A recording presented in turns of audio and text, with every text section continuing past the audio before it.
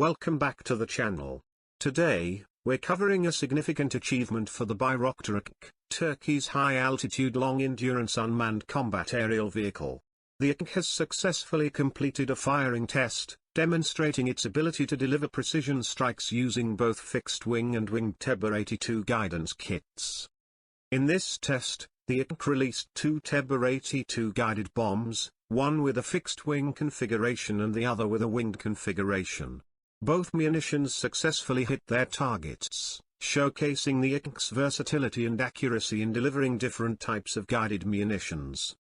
The TEBER-82 is a laser guidance kit developed by Roketsan, transforming standard Mk-82 bombs into precision-guided munitions.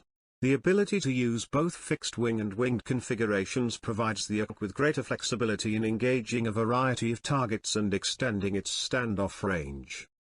This successful test highlights the Akıncı's advanced avionics and targeting systems, as well as the seamless integration of Roketsan's TEBER-82 guidance kits.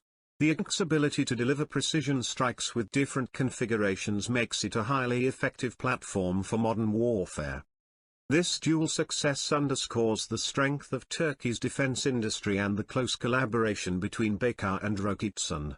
The Akıncı, with its enhanced precision strike capabilities, further solidifies its position as a leading HAL UAV.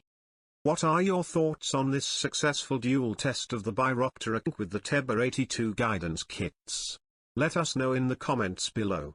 Don't forget to like and subscribe for more updates on the latest advancements in Turkish defense technology. See you in the next one.